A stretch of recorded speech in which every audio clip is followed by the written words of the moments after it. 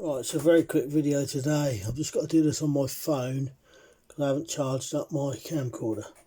But it's another one of Jim Gracie's clever ideas for a mouse trap. What I'll do, I'll put a picture of Jim's up and show you that.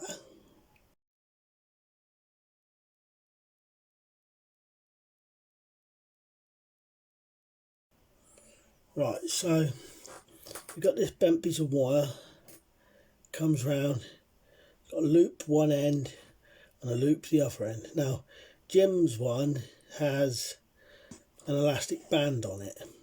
I didn't have an elastic band, so I just used string. So it's tied at one end, it just gets pushed through at the other end, and then just as a peanut, kind of stopping the string being pulled back. It would work quicker with an elastic band, and it's slightly easier because you get the pressure. Because what I had to do was I had to bend the wire out and then try and slot this in to make it tight, but it works good. And then some sort of box. You probably need something slightly heavier than this box. We'll go over the top like that.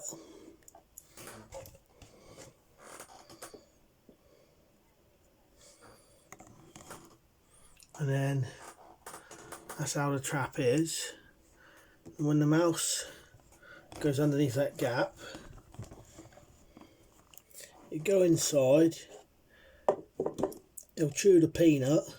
Once the peanut is chewed, it will release the string will come down and the box will come down. It's hard to set these traps off when they're actually set like that because you can't get anything inside them.